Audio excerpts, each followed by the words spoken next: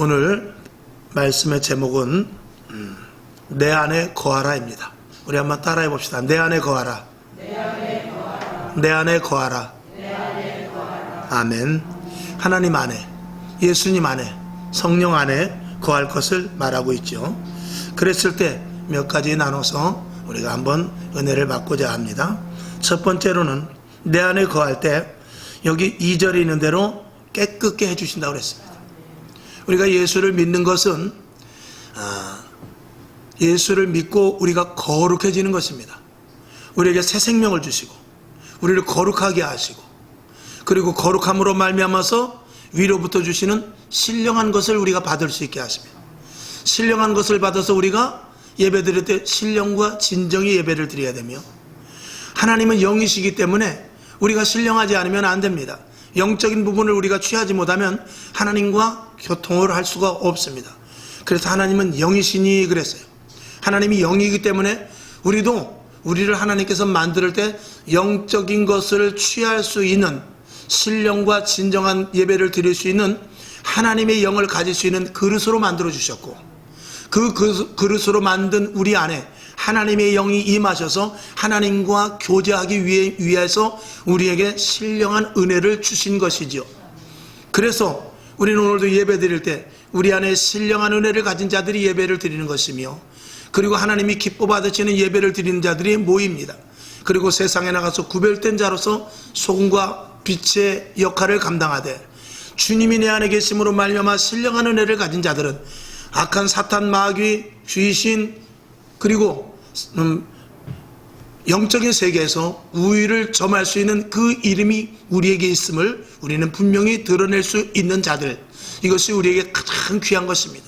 그러기 위해서는 우리가 깨끗하지 않으면 하나님의 영이 우리에게 임할 수 없기 때문에 예수를 믿을 때 제일 먼저 하는 것이 내가 죽고 회개하는 것입니다. 예수를 믿음으로 말미암아 회개하고 내가 죽어 내 안에 다시 새로운 영이 우리에게 임하셔서 우리로 말미암아 세상을 능히 이길 수 있는 힘을 갖게 하시는 놀라운 하나님의 은총과 은혜와 성령이 우리에게 임하게 되는 것입니다. 그래서 우리가 제일 먼저 주님이 우리 안에 거할 때 첫 번째로는 우리를 깨끗게 해주신다. 아멘. 그 다음에 두 번째로는 주님이 우리 안에 거할 때는 우리가 주님 중심으로 살게 됩니다. 그러니까 우리는 보통 사람 중심으로 살게 되죠. 그래서 내 중심, 내 계획, 그래서 누구를 만나다든지 누구와 대화를 한다든지 사업을 하든지 직장을 갔든지 아니면 이 가정이나 아니면 죽는 것까지도 다 내가 결정을 하게 되죠. 내 중심으로 사는 사람은. 그래서 내 중심으로 사는 사람은 철저하게 자기 유익을 위해서 살게 되어 있습니다. 그러나 하나님의 중심으로 사는 사람은 시작부터 끝까지 모든 것들을 하나님께 맡기고, 좀 내가 손해를 본다 할지라도 공급자가 하나님이 되시기 때문에 오히려 평안과 감사가 우리 속에서 나타날 수 있는 것이죠. 교회는 하나님 중심으로 사는 사람들이 많아야 됩니다. 아멘이시죠? 그래서 하나님 중심으로 사는 사람이 제일 먼저 변화되는 것입니다. 내 중심으로 살면 내 욕망과 내 계획에 의해서 내가 바라는 목표를 향하여 추구하며 나아가게 되지만, 하나님의 중심으로 사는 사람은 하나님의 뜻이 무엇인지, 하나님이 왜 나를 부르셨으며 하나님께서 요구하시는 것이 무엇인지 알고 하나님이 가장 기뻐하시는 것이 무엇인지 알아 내 자신이 하나님의 뜻대로 살기 때문에 당연히 변화가 될 수밖에 없는 것이죠. 이렇게 변화가 된 모습을 가지고 전도하게 되는 것이며, 우리는 전도하는 데 있어서 어떤 방법으로 전도하는 것이 아니라 변화된 모습으로 전도하는 것이 가장 최선의 전도지가 되는 줄로 믿습니다. 저와 여러분, 하나님 중심으로 사는 저와 여러분 될 수 있기를 주님의 이름으로 축원합니다. 그 다음에 세 번째로, 주님이 내 안에 있으면 우리가 가장 느끼는 것은 뭐냐면, 저는 이제 목회자로서 하나님을 만났을 때, 또 그리고 하나님과 함께 할 때, 또 목회자로서 이 생활을 할 때 가장 벽에 부딪히는 것은 뭐냐면, 나는 아무것도 할 수 없답니다. 그래서 주님이 내 안에 있을 때, 나는 아무것도 할 수 없는 존재구나. 내가 어떤 계획을 세우고 내가 어떤 목표를 설정하고 내가 어디로 가야 되겠다 한다 할지라도 모든 것들이 다 무산될 때가 얼마나 많은지 모릅니다. 그리고 엉뚱하게 다 다른 길이 내 앞에 나타나게 되고, 내가 예상하지 않았던 일들이 생겨나게 되고, 그리고 내가 생각하지 못했던 것들을 하나님께서 주셔서 그 길을 가게 하는 일들을 너무나 많이 체험하게 되죠. 그리고 내가 아무것도 할 수 없다는 것을 깨달을 때, 그때 비로소 하나님이 일을 시작하는 것을 알게 됩니다. 그분은 머리카락 하나까지도 세신 바 되시며 세밀한 분이시는 것을 우리가 알게 돼요. 그리고 참새 2마리가 한 아사리온에 팔리는 것 같은 그분의 허락이 없이는 작은 어떤 일이라도 할 수 없다는 것을 깨닫게 되더라고요. 그리고 온 우주 만물을 주관하시며, 이 온 우주 만물을 주관하시며 이끌고 나가시는 위대한 가장 큰 설계자라는 것을 내가 아무것도 할 수 없고 하나님이 하신다는 일들 속에서 깨닫게 되더라는 것입니다. 여러분, 나의 한계가 얼마나 무익하며 내가 세운 계획이 얼마나 벽을 치는 것과 같은, 내가 볼 때는 분명히 될 것 같고, 내가 볼 때는 그 일들이 이렇게 하면 이렇게 결론이 날 것이라는 생각을 가지고 있지만, 전혀 엉뚱한 일이 터지고, 전혀 엉뚱한 것에서 방해자가 생기고, 전혀 엉뚱한 일로 말미암아서 내가 세웠던 계획이 아니라 오히려 하나님의 일들이 이루어지고, 때로는 내가 의도치 않았던 일들을 경험하게 되는 것들을 저와 여러분이 많이 보게 되는데, 여러분의 한계에 대하여서 스스로 날마다 포기하고, 오히려 내 자신이 주고, 나는 아무것도 할 수 없는 존재요, 주님이 나와 함께 하셔야만 작은 일이라도 이루어질 수 있다라는 그런 믿음을 가질 수 있기를 주님의 이름으로 축원합니다. 그 다음에 4번째, 하나님을 떠나서는 아무것도 할 수 없다라는 것을 역시 알게 됩니다. 방금 전에 말씀드린 것과 비슷한 맥락이지만, 하나님이 계심으로 말미암아서 내가 이 일이 왜 이렇게 안 될까? 내가 분명히 이런 계획을 세웠는데 왜 이루어지지 않을까? 이런 것들을 우리가 깨달아가면서 하나님이 나에게 도와주셔야, 하나님이 나를 도와주셔야 내가 앞길을 개척하며 나아갈 수 있다는 것을 알게 되는데, 거기에는 정말 하나님께서 주시는 소중한 것이 있는데 영적인 세계를 알게 됩니다. 그래서 이 일이 이루어지지 않았는데, 첫 번째로는 내가 잘못 계획을 했구나, 그 다음에 2번째로는 마귀가 방해를 했구나, 이런 것들을 알게 되는 것이죠. 그래서 영적인 세계를 알게 되고, 하나님께서 시작해서 하나님께서 모든 것들을 끝내는구나, 이런 부분들을 우리가 알게 되는 것이고, 하나님이 나와 함께 하셔야 모든 일들이 이루어지고 하나님과 함께 있는 것 자체가 큰 축복이구나, 이것을 우리가 알게 되는 것이죠. 자, 성경을 한번 보겠습니다. 말씀을 돕기 위해서 시편 139편 2절을 한번 보겠습니다. 자, 시작. 주께서 나의 앉고 일어섬을 아시며 멀리서도 나의 생각을 통촉하시오며. 아멘. 작은 들풀 하나까지라도 하나님이 다 기르시는 것을 알게 돼요. 그리고 작은 풀잎 하나, 그 꽃잎 하나 입히시는 것까지도 우리가 다 깨닫게 되죠. 그래서 하나님의 오묘하심을 알게 되고, 하나님이 내 편이시며 내가 주 안에 있고 주님과 함께 있는 것이 얼마나 큰 복이라는 것을 알게 돼요. 하나님을 떠나서는 아무것도 할 수 없다라는 것을 주님이 내 안에 계실 때 알게 된다는 것입니다. 그 다음에 5번째로, 주 안에 있으면 열매를 맺게 됩니다. 아멘이시죠? 역시 비슷한 맥락일 수 있습니다. 여러분, 이 세상이 얼마나 헛된 것이 많은지 모릅니다. 우리는 얼마든지 많은 계획을 세우나 그 계획의 끝까지 가서 열매 맺지 못하는 일들이 얼마나 많은지 몰라요. 우리가 심었으면, 사과나무를 심었으면 거기서 사과를 따야 되지 않겠습니까? 포도를 심었으면 포도를 따야 되지 않겠습니까? 그런데 그것이 내 마음대로 되는 것이 아니라 주 안에 있을 때, 하나님이 간섭하시고 하나님이 개입하실 때 열매를 따게 된다는 것을 우리는 깨닫게 되는 것입니다. 그래서 우리는 상황 가운데서도 내가 오늘 포도송이 하나를 따는 것이 이게 저절로 된 것이 아니고 하나님이 도우셨기 때문에 된 것이구나, 이런 것들을 우리가 알게 되는 것이죠. 시편 127편 1절을 한번 보겠습니다. 시작. 여호와께서 집을 세우지 아니하시면 세우는 자의 수고가 헛되며 여호와께서 성을 지키지 아니하시면 파수꾼의 경성함이 허사로다. 아멘. 집을 세운다 할지라도 주님이 세우시고, 성을 지킨다 할지라도 하나님이 함께 하시지 않으면 아무리 성을 잘 지킨다 할지라도 소용이 없다라는 것이죠. 철저한 계획과 완전한 방법을 세웠다 할지라도 안 되는 일이 얼마나 많은지 모릅니다. 하나님이 함께 하셔야 열매까지 가게 되는 것을 주님이 내 안에 있음으로 말미암아 알게 된다는 것이죠. 그래서 모든 결과는 누가 지고 계시느냐? 하나님이 지고 계신다. 그래서 사도 바울도 이렇게 말했어요. 나는 심고 아볼로는 물 주지만 자라나게 하시는 이는 하나님이시라는 것입니다. 내가 할 수 있는 것과 하나님이 할 수 있는 것은 전혀 다르다라는 것입니다. 자라나게 하셔서 열매를 맺게 하시는 분은 하나님뿐이라는 것이죠.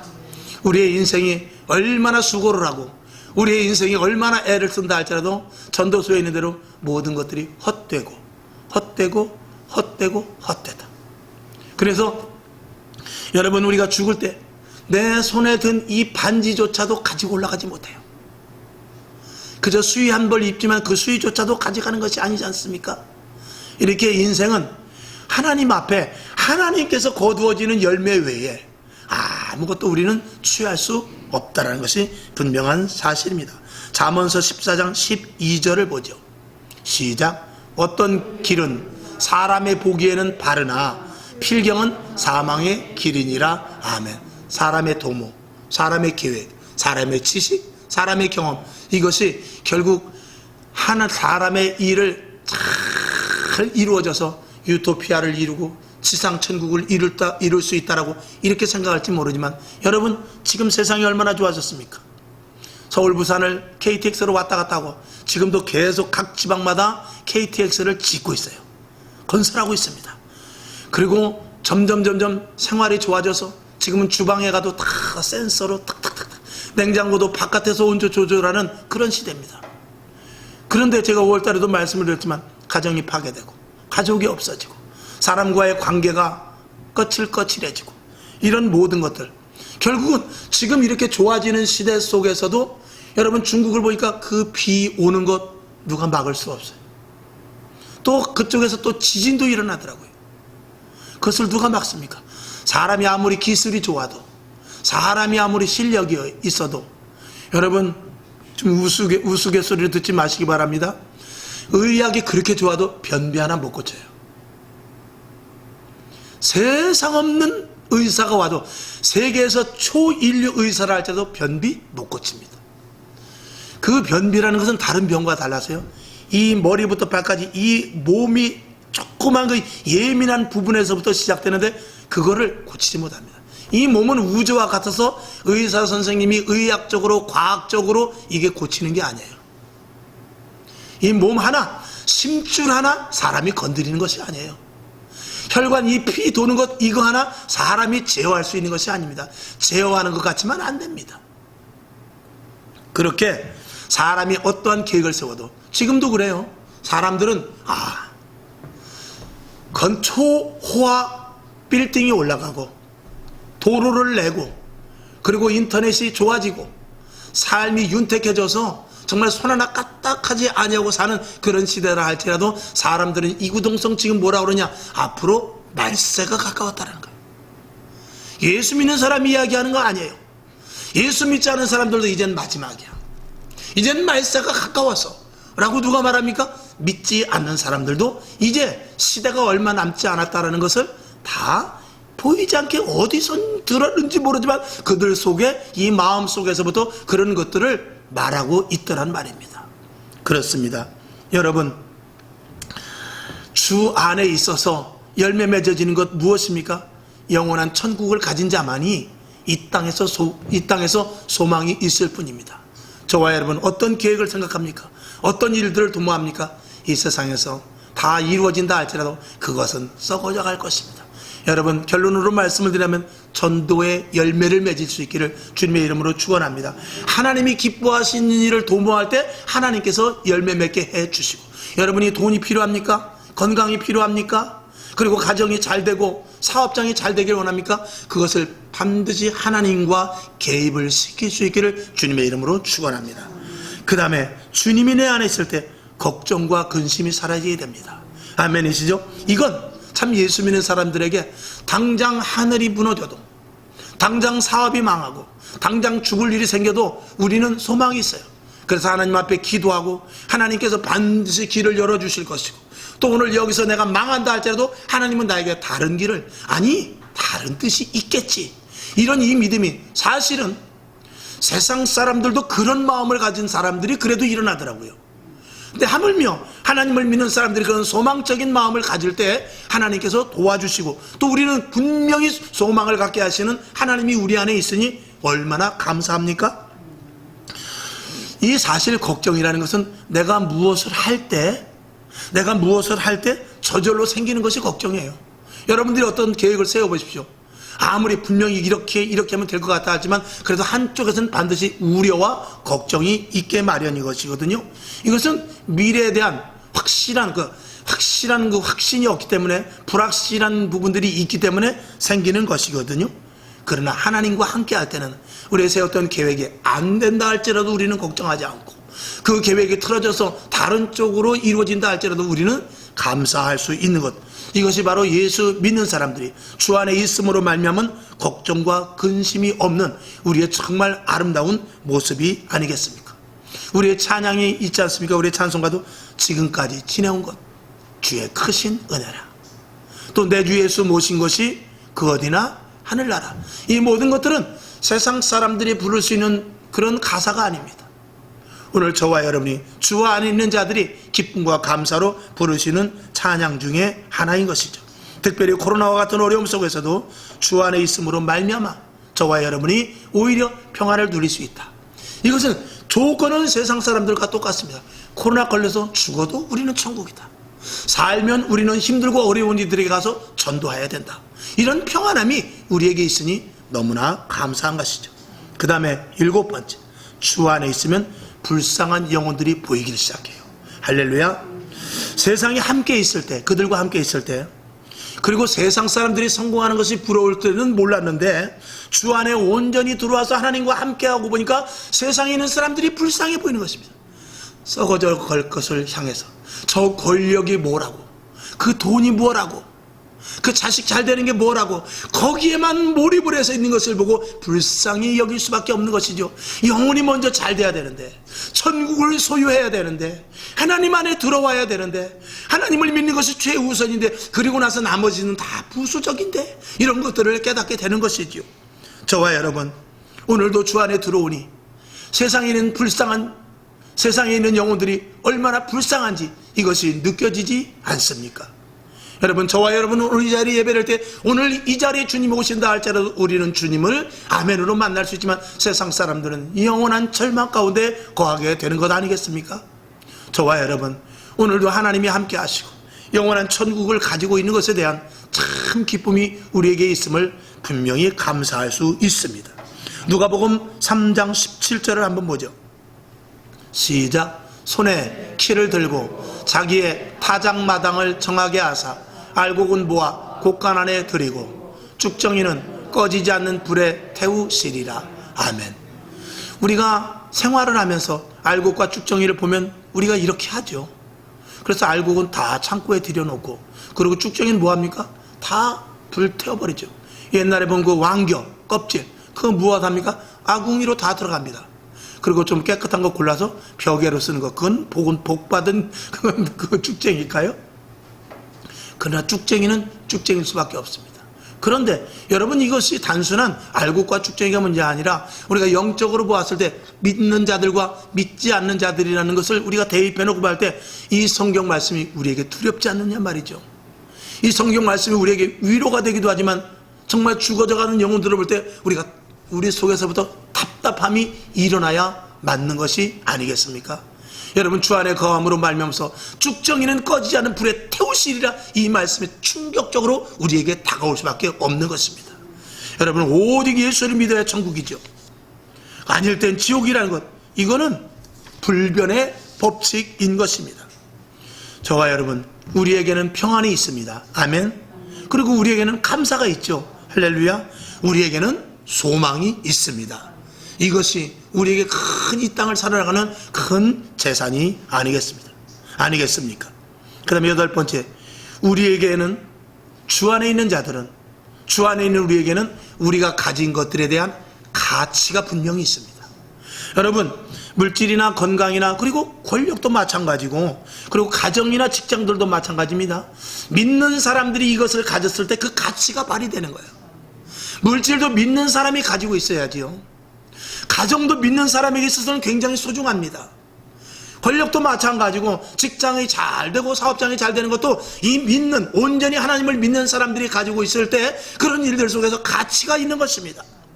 믿지 않는 사람들이 가졌을 때 그건 모두가 다 무가치한 것입니다. 그들은 직장을 위해서, 돈을 위해서, 권력을 위해서 사람을 살상까지 이루고, 사람을 죽이고, 사람을 소외시키고, 내 위주로 살면서 세상의 사회에서 득이 되는 것이 아니라 오히려 해악을 끼치는 그런 일들이 될 수밖에 없지만, 믿는 자들이 그런 것들을 취할 때는 사회의 이바지가 되고, 사회를 윤택하게 하고, 이웃을 돕게 되고, 서로 사랑하게 되는 것이 되니, 똑같은 물질, 건강, 환경, 권력, 가정, 이웃이 있다 할지라도 이 그리스도인들이 그런 것들을 온전히 취할 때 가치가 달라지게 되는 것입니다. 이것이 주 안에 있는 우리들로서의 너무나 큰 복이 아니겠습니까? 세상 사람들은 가족이나 가정이나 이런 것들을 귀하게 여기기는 하지만 무엇보다 차선이 되느냐? 돈보다 차선이 됩니다. 돈을 벌기 위해서, 권력을 쟁취하기 위해서, 더 나은 생활을 위해서 그것이 집중이 되는 것이죠. 여러분은 왜 주식을 투자하고, 왜 비트코인을 하며, 왜 땅을 사고, 왜 남들보다 더 땀을 흘리지 않고 한꺼번에 뻥튀기 할 것을 생각합니까? 그런 모든 것들은 가치의 방향을 다른 데 두기 때문에 그렇습니다. 여러분, 내가 1,000원을 쓰고 500원을 번다 할지라도 내가 내 손으로 땀을 흘려서 벌어서, 그리고 그 가치를 가지고 내가 쓰는 게, 이게 진짜 가치란 말이죠. 그게 인간, 동물들은 그렇지 않습니다. 동물들은 먹고 마시는데 생명을 걸고 남의 가정, 남의 이웃을 생각하지 않습니다. 그러나 사람은 그런 것이 아닙니다. 모든 일에 가치를 가질 수 있어야 되거든요.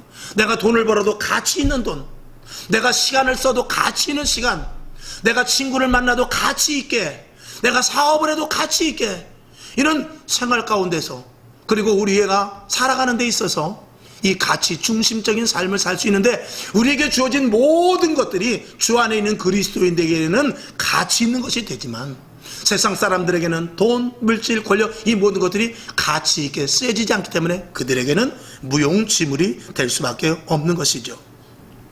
그들은 오직 돈밖에 없습니다. 권력밖에 없죠. 가정이나 식구나 이웃, 이 모든 것들 가치를 다 팽개칩니다. 여러분, 정말 가족, 식구, 이웃, 사회, 이런 것들을 그들이 진짜로 팽개칠까요? 그렇습니다. 왜 그렇습니까? 저는 요즘의 사회를 보면서 동성애법이라든지, 아니면 소수 무슨 법이에요?